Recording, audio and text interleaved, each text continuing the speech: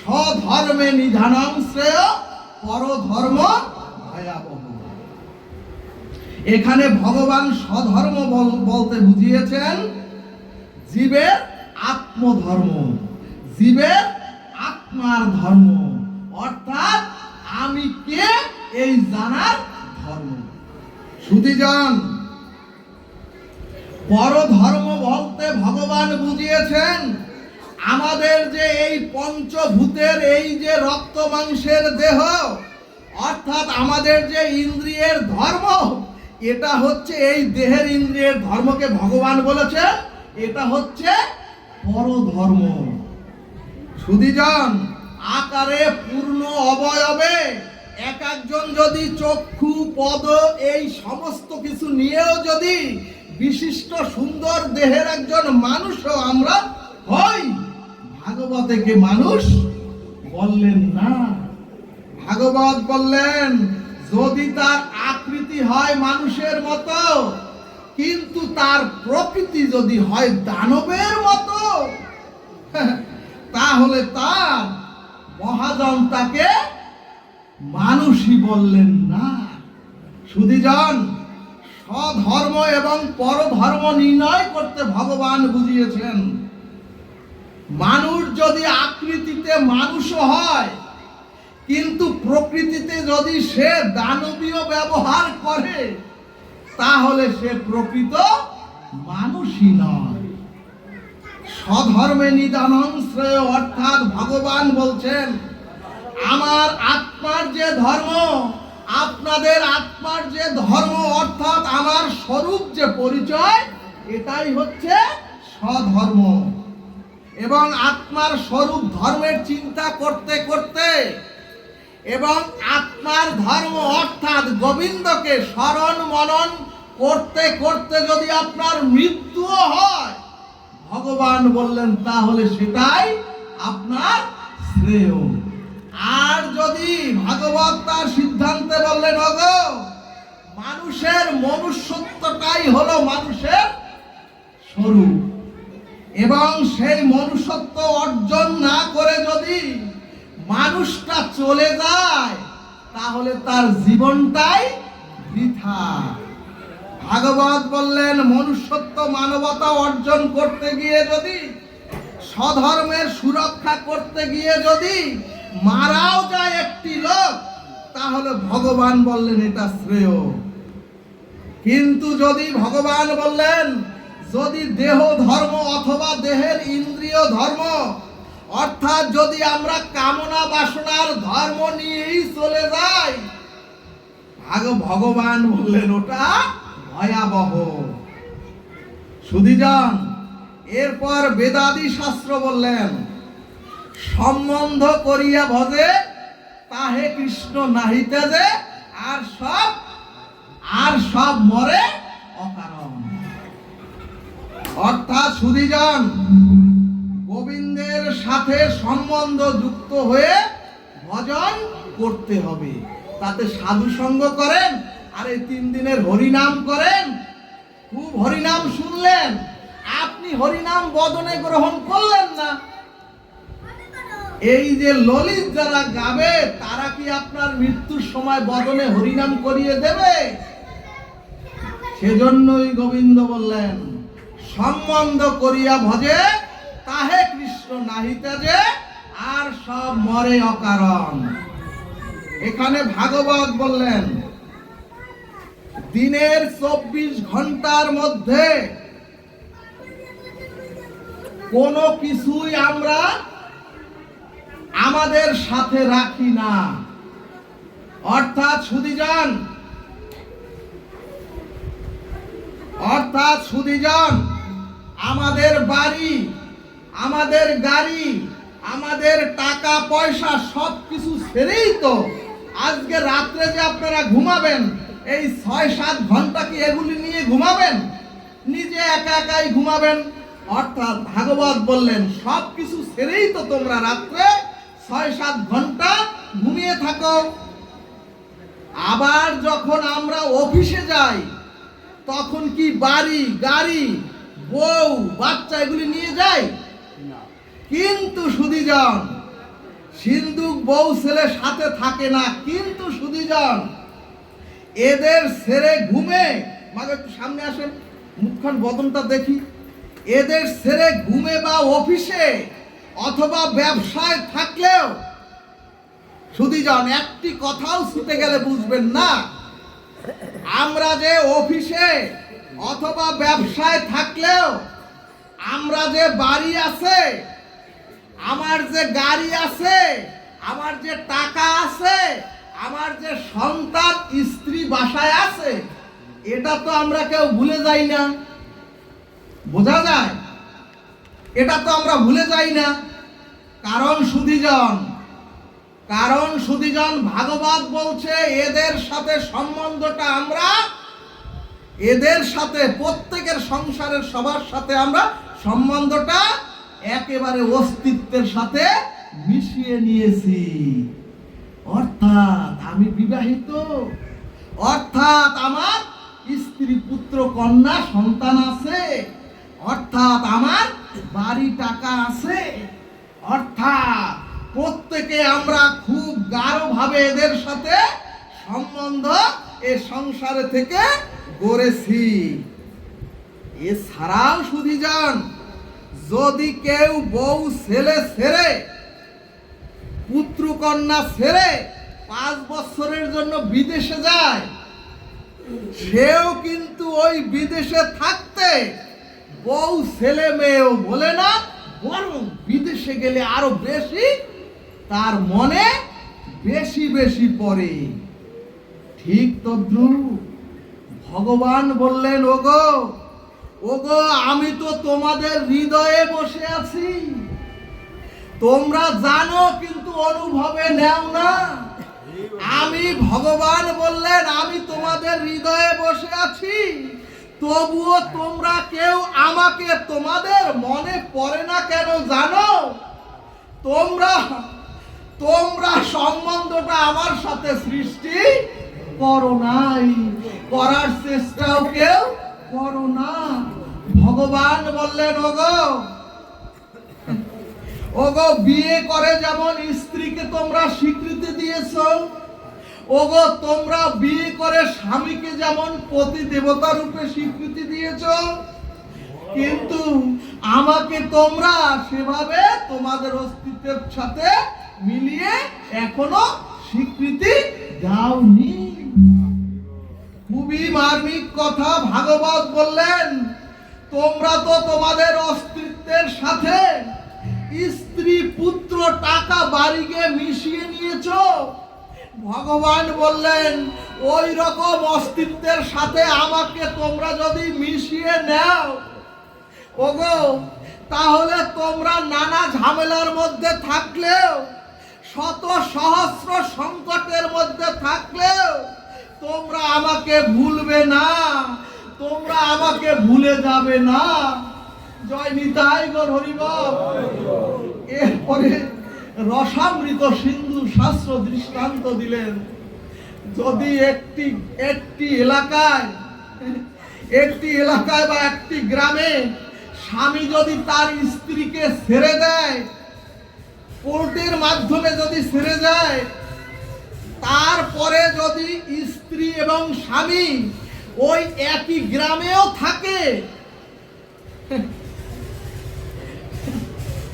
তাহলেও কিন্তু আর ওই স্বামী স্ত্রীর আগের মতো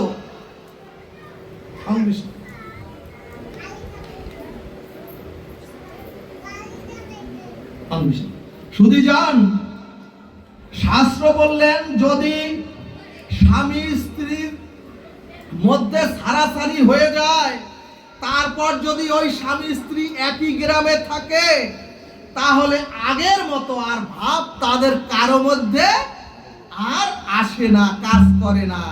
এখন প্রশ্ন, দুজন তো ঠিকই মানবী আছেন, দুজন তো কাছাকাছি একই গ্রামে আছেন, কিন্তু আগের মতো ভাব কাজ করে না কেন? ভাগবত বললেন ওই যে সম্বন্ধটা, ওই যে সম্পর্কটা ভিন্ন হয়েছে। ঠিক তদ্রূপ ভগবান বললেন, ওগো সংসার থাকুক, ওগো স্ত্রী পুত্র কন্যা বাড়ি গাড়ি অর্থবিত্ত থাকে থাকুক, বাধা নাই সম্বন্ধটা।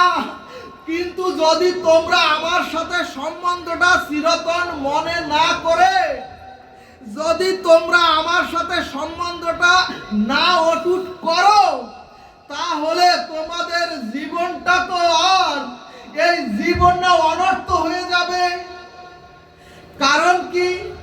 কারণ হলো এ জগতে কোনো কিছু তো স্থির নয়, স্থায়ী নয়।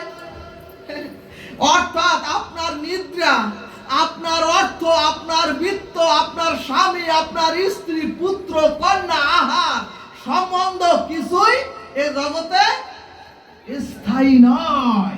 ভাগবত বললেন, ওগো অক্ষয় স্থায়ী একমাত্র ভক্তি আর ওই ভগবান। বলো না গো রাধে রাধে। এরপরে ভাগবত বললেন, এই সংসারে কেউ আমার নয় এবং আমিও এদের কারো নই। অর্থাৎ শুধুমাত্র কিছুদিনের জন্য দায়িত্ব আমার, কারণ আমি এদের কাছে ঋণী। সংসারে এদের কাছে আমি ঋণী, শুধু এইটুকুই আমার দায়িত্ব। যদি এভাবে আমি মেনে নিতে পারেন, তখনই আপনার সামনাসামনি সংসারে সবার সাথে দেখা হলেও ওই যে স্ত্রী সারাসারি হলে, স্ত্রী দেখলেও যেমন আগের মতো আর অনুভূতি আসে না। ভাগবত বললেন, সম্বন্ধটা আপনি মন থেকে ছেদন করে দিয়েছেন।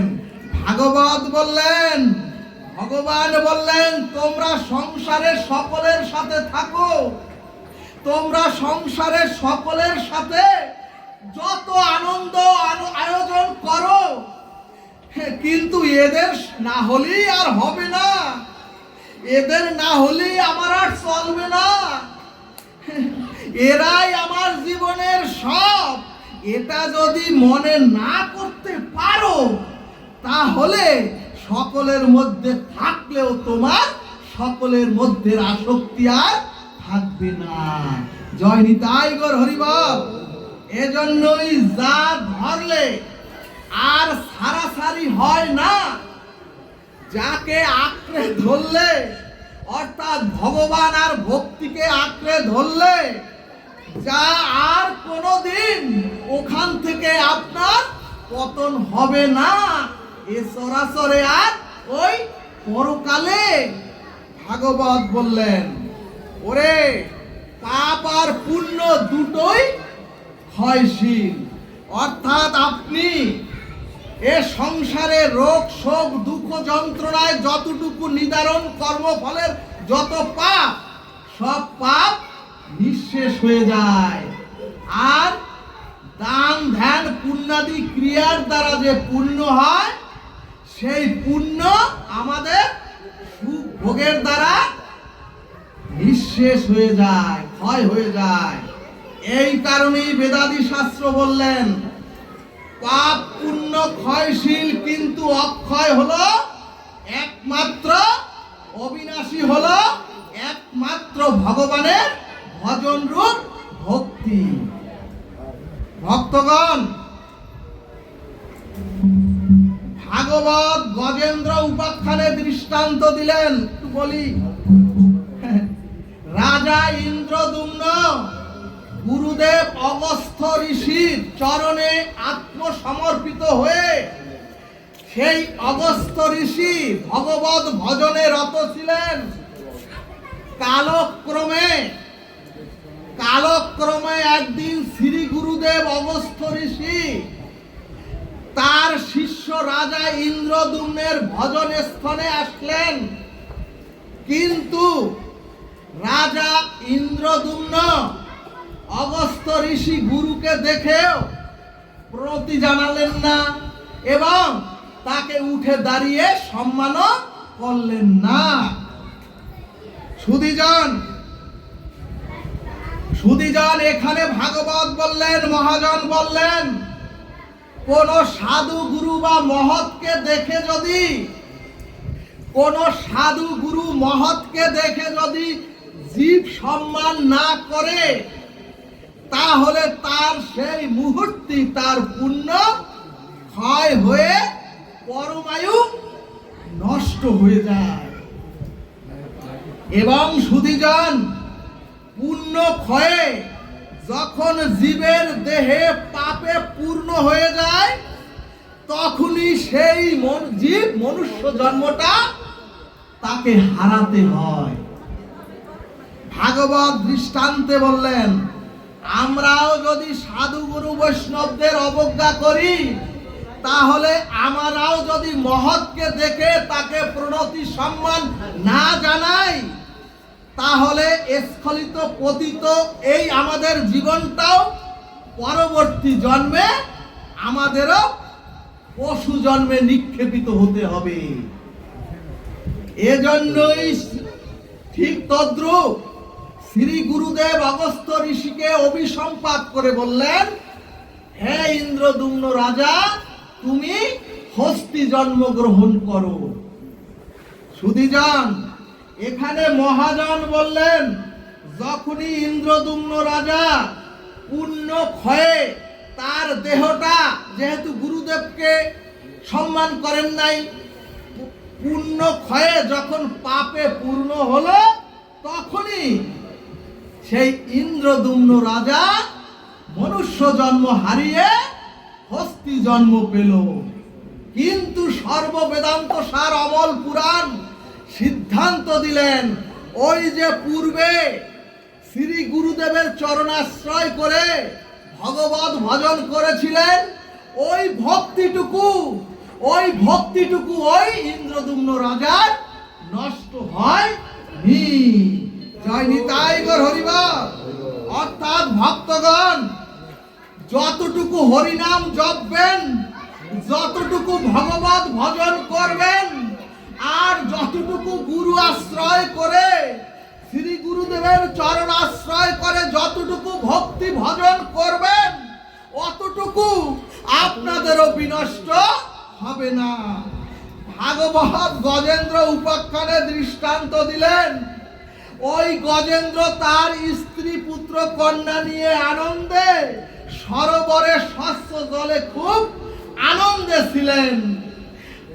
কিন্তু সুধীজন, হঠাৎ যখন ওই সরোবরের কুমির এসে ইন্দ্রদ্যুম্নের রাজার, অর্থাৎ ওই ইন্দ্রদ্যুম্ন রাজা যখন হস্তি জন্ম পেল, অর্থাৎ হাতির যখন পা কুমির এসে কামড়ে ধরল,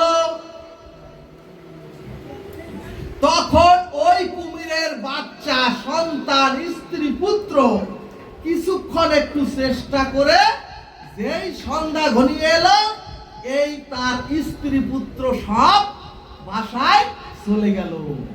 সুধীজন, এখানে গজেন্দ্র মৃত্যুর মুখে ফেলে তার স্ত্রী পুত্র কন্যারা সবাই গৃহে চলে গেল। আর গজেন্দ্রের যখন এ জগতে কেউ রইল না, গজেন্দ্রের যখন দেখলো স্ত্রী পুত্র চলে গেছে, আর যখন গজেন্দ্র দেখলো তার শক্তি সামর্থ্য বল সব নিঃশেষ হয়ে গেছে, কুমিরের সাথে যুদ্ধ করতে করতে গজেন্দ্রের যখন শক্তি বল নিঃশেষ হয়ে গেল, আর গজেন্দ্র যখন সর্বহারা হলো এ চরাচরে, তখন গোবিন্দ ওই যে পূর্ব জন্মের যে ভক্তিটুকু, ওই ভক্তিটুকুর জন্য গোবিন্দ সংকেত দিলেন ওই গজেন্দ্রকে, হাতিকে। ভাগবত বললেন সংকেতে, ওরে ওই সরোবরের কুমিরটাই হচ্ছে আমাদের, ওই সরোবরের কুমিরটাই হচ্ছে আমাদের কাল বা মৃত্যু। এবং গজেন্দ্রের যখন আনন্দ সরোবরে জলে নেমেছিল, তখন গজেন্দ্র খুব গর্ব করে বলেছিল, এ দেখো, এ চরাচরের সকলে দেখো, আমার সাথে আমার স্ত্রী আছে, আমার পুত্র আছে, কন্যা আছে, আর আমার অনেক শক্তি, দেখো হাতির শক্তি, অনেক শক্তি আছে, ওরাই আমাকে রক্ষা করবে আর ওরাই আমাকে বাঁচাবে। কিন্তু সুধীজন আমরাও সাধন ভজন থেকে দূরে থেকে, আমরাও হরি কথা হয়, হরি নাম হয়, তার থেকে দূরে থেকে আমরা রাধা মাধবকে বাদ দিয়ে আমরাও মনে করি আমাদেরও স্ত্রী পুত্র আছে আর ব্যাংক ব্যালেন্স আছে, ওতে আমাদেরকে বাঁচাবে আর রক্ষা করবে। কিন্তু সুধীজন, এখানে ভাগবত বললেন যেদিন ওই মৃত্যু রূপ কুমির আমাদেরকেও ধরবে, যেদিন ওই মৃত্যু রূপ কাল আপনার আমার সম্মুখে এসে ভয়াবহ হয়ে দাঁড়াবে, সেদিন এই চরাচরে মৃত্যুর সময় কেউ কারো পাশে থাকে না, থাকবে না। সেই ভয়ঙ্কর মহাকাল মৃত্যু থেকে কেউ কাউকে উদ্ধার করতে পারে না। জয় নিতাই গৌর হরি বল। এবং দেখবেন মৃত্যুর পরে কত দ্রুত আপনাকে আমাকে শ্মশানে সৎকারের জন্য নিয়ে যাওয়া যায়, তার জন্য বিধি ব্যবস্থা হয়ে যায়। ওই সন্তান তিলক পরে না, মা বাবাকে নিয়ে তাড়াতাড়ি তিলক পরায়।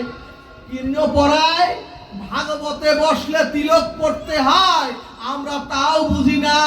মৃত্যুর সময় তিলক পরায়, কোনোদিন হরিনাম দেয় না, মুখে একটু জল দেয় না, পিতা মাতার মাথায় জল দেয় না। মৃত্যুর পর যখন খেতে পারে না, তখন জল দিয়ে তাড়াতাড়ি শ্মশানে নেওয়ার ব্যবস্থা করে, কর্ণে একটু হরিনামও দেয় না। সুধীজন, যখন গজেন্দ্রের একেবারে শেষ অবস্থা, যখন গজেন্দ্রের এই চরাচরে আর কেউ রইল না, তখন